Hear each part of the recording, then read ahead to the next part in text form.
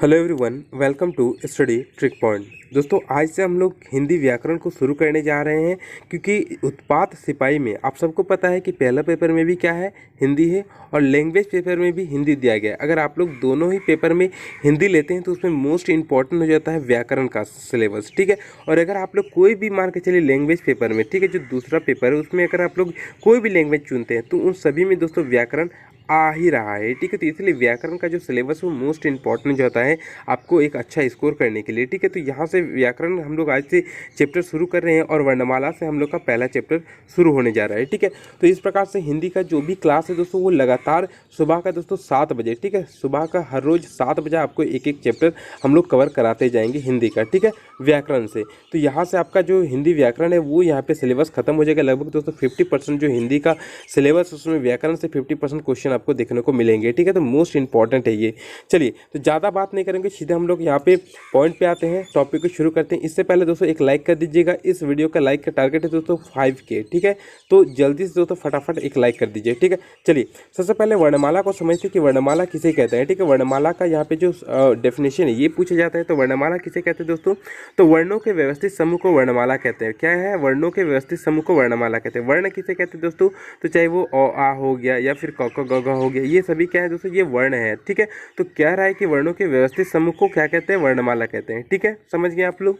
चलिए, अब यहाँ कह रहा है कि हिंदी वर्णमाला में वर्णों की संख्या कितनी होती है दोस्तों? 48 होती है। अगर सिर्फ ये पूछे कि वर्णों की संख्या कितनी होती है तो 48 बताइएगा, ठीक है। और अगर वर्णों की कुल संख्या की बात करें ना तो 52 बताइएगा, ठीक है। क्वेश्चन अगर दो प्रकार से पूछा जाएगा, एक अगर इस प्रकार से पूछा जाए कि वर्णों की संख्या की बात करें तो यहाँ पे 48 होगा, ठीक है। अगर दूसरी तरफ से पूछा जाए कि वर्णों की कुल संख्या की बात करें तो 52 होगा, ठीक है। चलिए, यहाँ पे एक क्वेश्चन और आता है कि इन स्वर व्यंजन कितने होते हैं, ठीक है। तो स्वर व्यंजन अभी मैं पढ़ाऊंगा, यहाँ पे सिर्फ जान लीजिए इनकी संख्या कितनी होती है, ठीक है। तो स्वर व्यंजन होते हैं 11, ठीक है। और व्यंजन वर्ण कितने होते हैं? तो 33 होते हैं व्यंजन वर्ण, ठीक है। अभी खाली संख्या जान लीजिए, बाद में इसके ऊपर हम लोग डिटेल में बात करने वाले हैं, ठीक है। तो स्वर व्यंजन 11 होते हैं और व्यंजन वर्ण कितने होते हैं? 33 होते हैं। ये जो अ आ ई है ये क्या होते हैं? स्वर कहलाता है। और व्यंजन कौन कहलाते हैं? जो क ख ग घ सभी हैं ये क्या कहलाते हैं? व्यंजन कहलाते हैं, ठीक है। इतना अभी जान लीजिए, इसके बाद हम लोग डिटेल में बात भी करेंगे, ठीक है। चलिए, इतना आप लोग सब कुछ जानिए।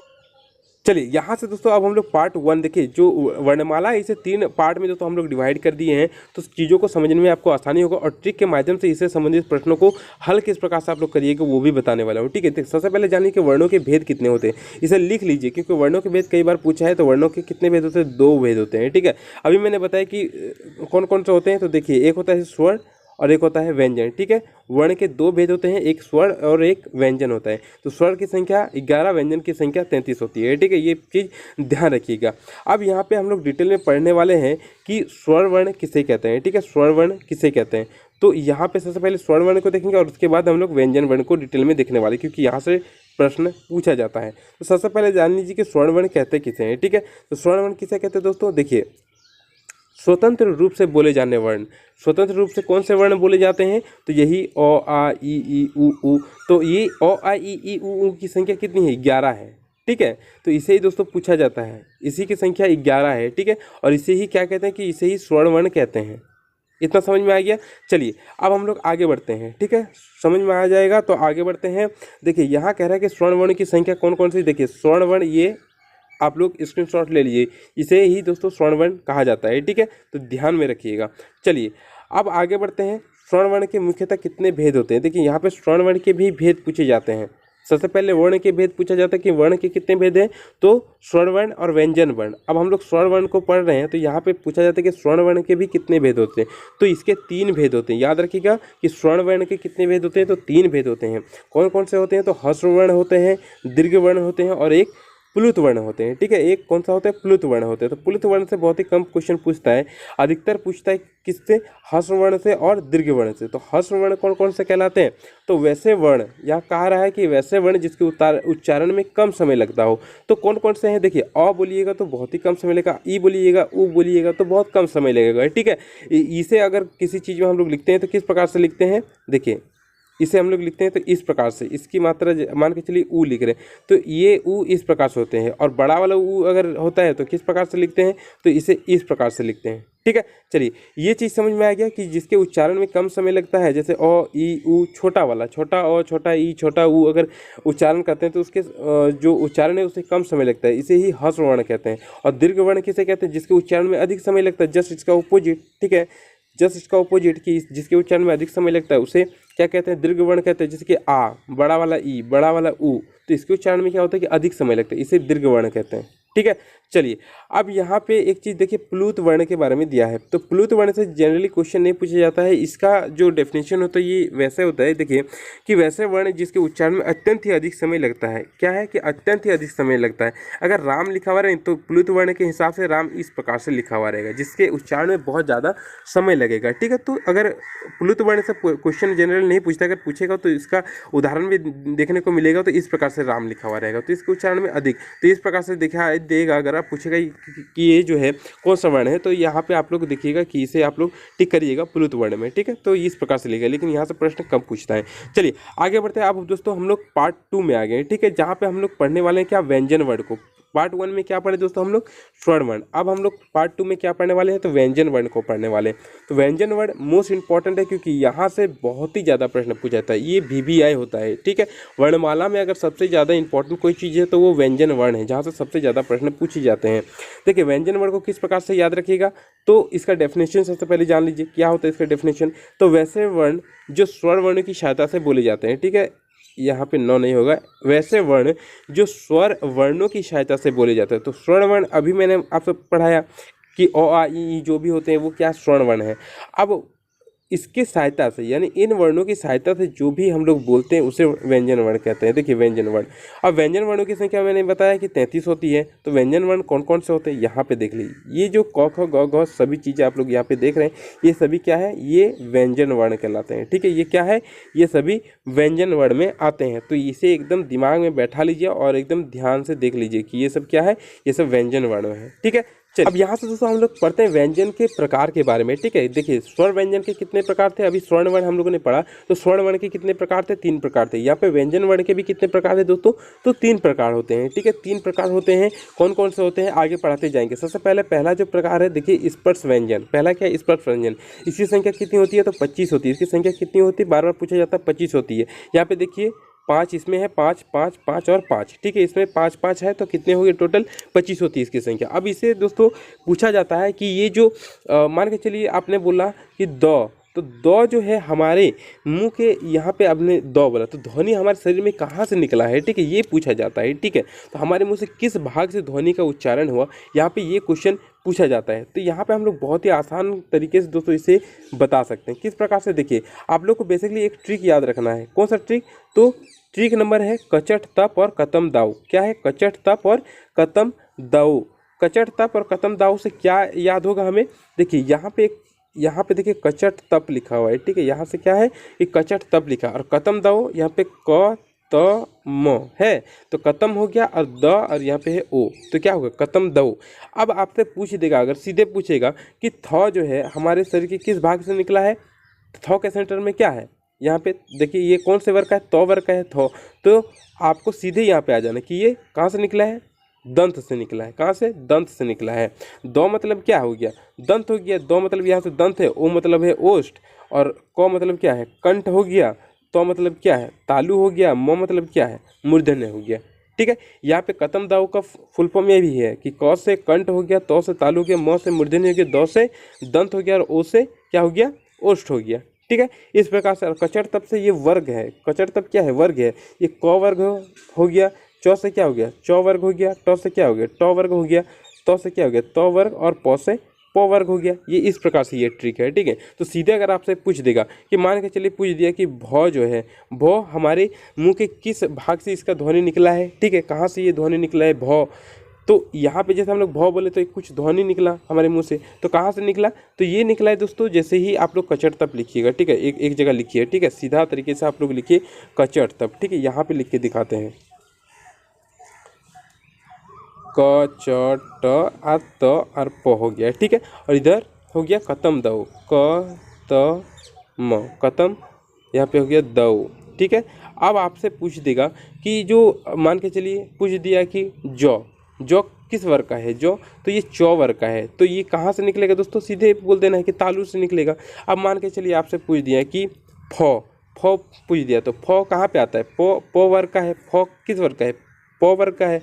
तो इसका दोस्तों जो ध्वनि का उच्चारण वो कहाँ से हुआ, तो ओठ से हुआ।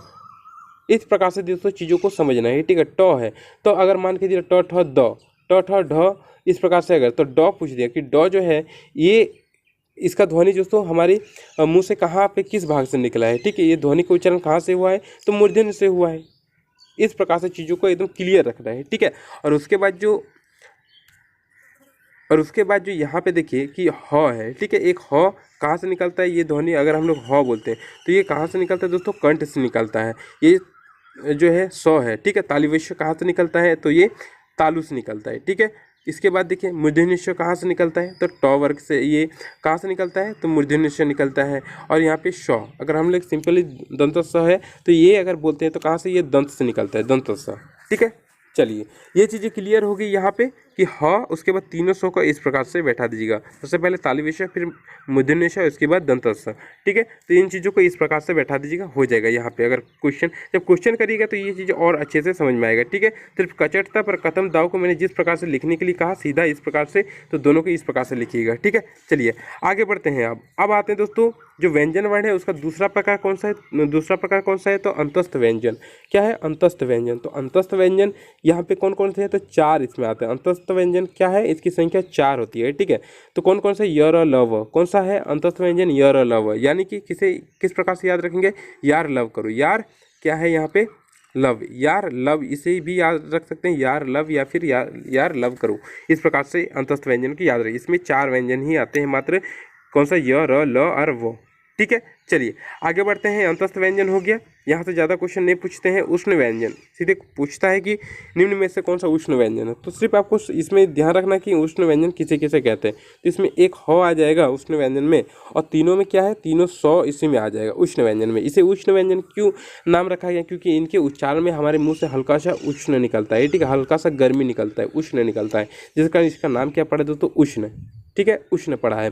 तो उष्ण व्यंजन भी चार होते हैं, ठीक है। इस प्रकार से अगर पूछा जाए कि जो व्यंजन वर्ण है उसके तीन प्रकार हैं, ठीक है। कौन कौन से हैं, अभी मैंने पढ़ाया आपको कि कौन कौन से प्रकार हैं। तो सबसे पहले क्या आ जाएगा दोस्तों, पहला आ जाएगा स्पर्श व्यंजन, दूसरा अंतस्थ व्यंजन और तीसरा उष्ण व्यंजन, ठीक है। तो यहाँ पे अगर स्पर्श व्यंजन की बात करें तो संख्या 25 होती है, अंतस्थ व्यंजन में 4 होती है और उष्ण व्यंजन में 4 होती है, ठीक है।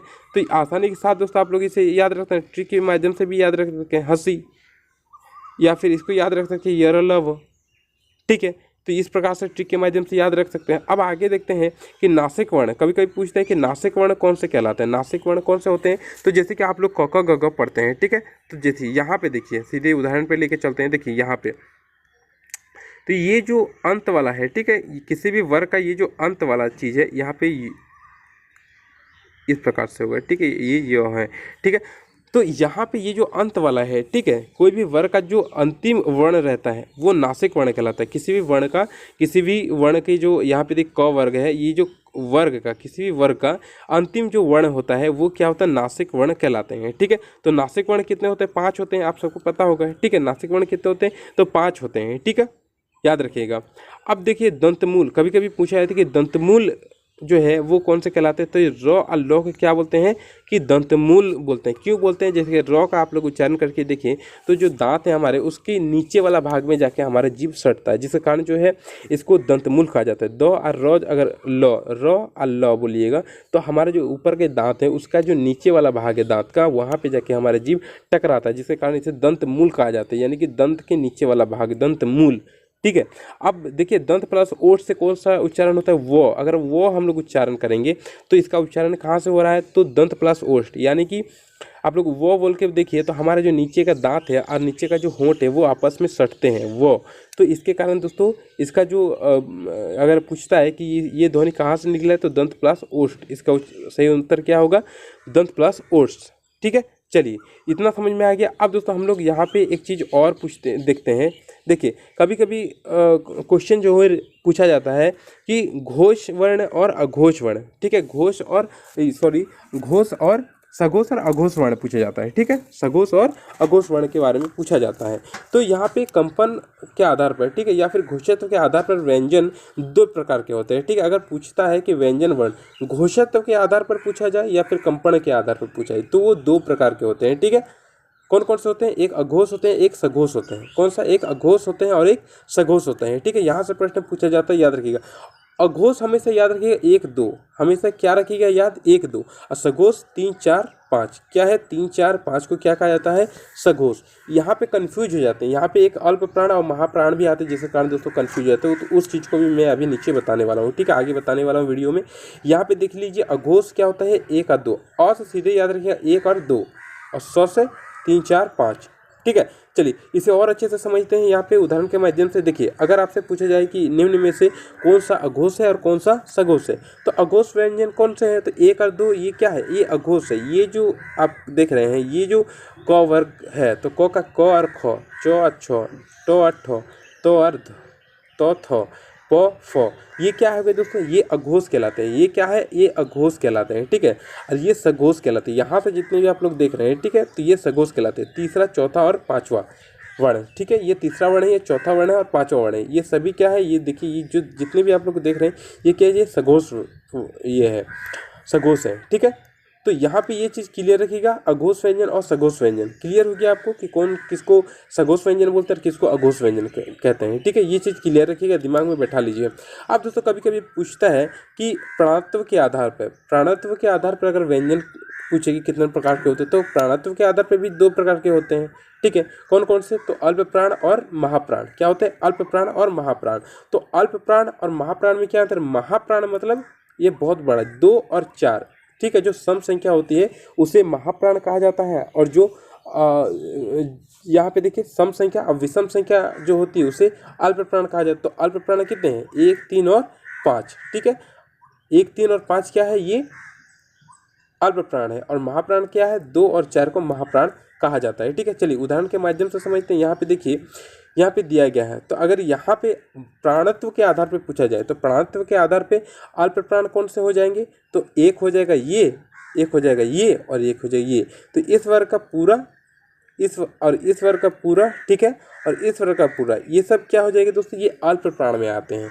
और ये जो ख वर्ग है, ख वर्ग देखिए, ये वाला पूरा और ये घ वाला पूरा, ये क्या हो जाएंगे? ये महाप्राण हो जाएंगे। ये घ वाला महाप्राण में है और ये ख वाला, ये दोनों क्या है दोस्तों? ये महाप्राण में गिनती में आएंगे। ठीक है, महाप्राण है। ठीक है, ये दोनों। और ये जो 1 3 और 5 है, ये कौन सा? ये वाला, ये वाला और ये वाला, ये तीनों क्या है दोस्तों? ये महाप्राण, ये अल्प प्राण में आएंगे। ठीक है, महाप्राण में हमको याद रखिएगा कि सम संख्या आता है और अल्प प्राण में विषम संख्या आता है। ठीक है, ये चीज़ क्लियर हो गया, अल्प प्राण और महाप्राण, क्योंकि यहाँ से क्वेश्चन पूछे जाते हैं। ठीक है, देखिए अब एक चीज़ और यहाँ पे आता है, वर्णमाला में पूछा जाता है कि चौवर्ग स्पर्श संघर्षी कहलाता है। याद रखिएगा, पूछा जाता है कि कौन सा ऐसा वर्ग है जो इस पर संघर्षी कहलाता है, तो याद रखिए चौवर्ग से क्यों कहा जाता है। जैसे हम लोग चौ छ जौ झ यो बोलते हैं ना, तो इसमें क्या होता है कि हम जब बोलते हैं कोई भी चीज़, तो हमारे मुंह से, ठीक है, संघर्ष के द्वारा ये वर्णों का दोस्तों उच्चारण हो पाता है। ठीक है, जिसके कारण इसे स्पर्श संघर्षी कहा जाता है। ठीक है, चलिए अब दोस्तों पार्ट 3 में आते हैं। ठीक है, पार्ट 3 दोस्तों, पार्ट 2 हम लोग का हो गया, जिसमें हम लोगों ने क्या पढ़ा? एक तरफ पढ़ा स्वर्ण वर्ण को और दूसरा में व्यंजन वर्ण को पढ़ लिया हम लोगों ने। अब दोस्तों यहाँ पे कुछ अलग पढ़ते हैं, संयुक्त व्यंजन के बारे में पढ़ते हैं। ठीक है, तो संयुक्त व्यंजन का जो है बार बार डिफिनेशन पूछा जाता है कि संयुक्त व्यंजन किसे कहते हैं। तो कह रहा है कि 2 या 2 से अधिक व्यंजनों के योग से बने हुए व्यंजनों को संयुक्त व्यंजन कहते हैं। ठीक है, यहाँ क्या कह रहा है कि 2 या 2 से अधिक व्यंजन, तो व्यंजन कौन से होते हैं? क ख ग घ जितने भी होते हैं, ये क्या है? व्यंजन कहलाते हैं। ठीक है, तो यहाँ बोला कि 2 या 2 से अधिक व्यंजनों के योग से बने हुए व्यंजनों को क्या? संयुक्त व्यंजन कहते हैं। तो सबसे पहले देखिए, 4 इसमें होते हैं। संयुक्त व्यंजन कितने प्रकार के होते हैं? तो 4 होते हैं। कौन कौन से होते हैं? तो अच्छ त्र ज्ञ स्र, क्या है? अच्छ त्र ज्ञ स्र। तो यहाँ पे देखिए, ये 2 यहाँ पे व्यंजनों से मिलकर बन रहा है। क्या? 2 व्यंजनों से मिलकर बन रहा है, इसलिए कहा जाए कि 2 या 2 से अधिक व्यंजनों से मिलकर बने हुए व्यंजनों को संयुक्त व्यंजन कहा जाता है। इस प्रकार से आपको दे देगा। ठीक है, एक यहाँ पे शब्द दे देगा और बोलेगा कि निम्न में से कौन सा संयुक्त व्यंजन है, तो यहाँ पे ज्ञान लिख देगा। तो आप लोग को सीधे बता देना कि इसमें जो ज्ञ है, ये क्या है? ये संयुक्त व्यंजन है। अगर श्रवण लिखा हुआ है, तो श्रव में यहाँ पे श्रवण में श्र जो है, ये क्या है? ये संयुक्त व्यंजन है। ठीक है, तो इस प्रकार से याद रखिएगा कि ये जो है संयुक्त व्यंजन, ये 4 होते हैं और ये दो व्यंजनों के मेल से बनता है। जैसे यहाँ की तो और र मिलकर क्या त्र बन रहा है, ज्यों है तो जो और यो मिलकर ज्यों बन रहा है, सो और र मिलकर स्र बन रहा है, ठीक है। और को और स्र मिलकर क्या बन रहा है, स्र बन रहा है, ठीक है। ये अच्छा बन रहा है, अच्छा तरह ज्यों स्र उसके बाद आता है। तो ये सभी चीज़ें दो वर्णों के मेल से बने, जिसके कारण इसे जो है संयुक्त व्यंजन कहा जाता है, ठीक है। चलिए इसके बाद देखिए यहाँ पे दोस्तों द्विगुण व्यंजन के बारे में दिया गया है, ठीक है। द्विगुण व्यंजन बहुत ही ज़्यादा पूछा जाता है, तो इसे भी याद रखिए कि द्विगुण व्यंजन किसे कहते हैं। देखिए यहाँ पे यो है और यहाँ पे ड है, दोनों एक जैसे लग रहे हैं देखने में, लेकिन यहाँ पे जो बिंदु का ही सिर्फ फर्क है। क्या है, सिर्फ एक बिंदु का यहाँ पे फर्क है। इसके बाद देखिए यहाँ पे कि ढ और यहाँ पे देखिए ये ढ, यहाँ पे भी क्या है, सिर्फ एक बिंदी का यहाँ पे फर्क है। तो इसे दोस्तों किस प्रकार से हम लोग अलग अलग जगह पे अलग अलग इसका यूज होता है, ठीक है। दोनों एक जैसे दिखते हैं, जिस कारण से द्विगुण व्यंजन कहा जाता है कि देखने में एक जैसा है परंतु इसका गुण जो है अलग अलग होता है। जैसे सड़क लिखते हैं तो सड़क में ये जो ड़ है, ठीक है, यहाँ पे ये कौन वाला आता है, ये वाला आता है, ठीक है, जिसमें एक बिंदी रहता है, ठीक है। लिखते हैं डगर, लिखते हैं क्या कि डगर, तो डगर में देखिए कौन वाला प्रयोग हो रहा है, ये वाला। और सड़क में कौन वाला यूज हो रहा है, ये वाला।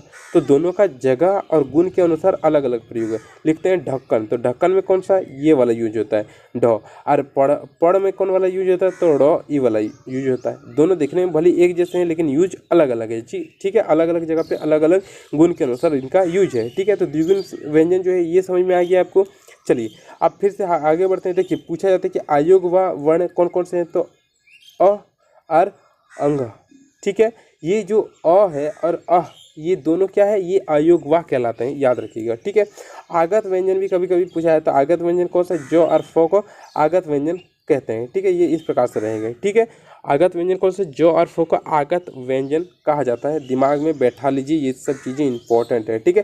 तो यहाँ पे दोस्तों जो वर्णमाला का चैप्टर है वो हम लोग का समझ में आ गया है, ठीक है। और यहाँ पे ये वर्णमाला का चैप्टर समाप्त हो जाता है। आगे दोस्तों और भी इसी प्रकार से जो भी वर्णमाला से रिलेटेड प्रश्न रहेंगे उससे अपलोड कर दूंगा, तो वहाँ से आप लोग चीज़ें प्रैक्टिस करिएगा, देखिएगा डेफिनेटली आपको चीज़ें याद हो जाएंगी, ठीक है। सबसे पहले तो यहाँ पे जो भी चीज़ें मैंने बताई वो चीज़ें ध्यान रखिएगा, और जो ट्रिक मैंने बताए हैं उन ट्रिकों का प्रयोग करिएगा। आपको 100% दोस्तों जो प्रश्न है वो सॉल्व होते जाएंगे, ठीक है। मिलते हैं नेक्स्ट वीडियो में, तब तक के लिए जय हिंद जय भारत।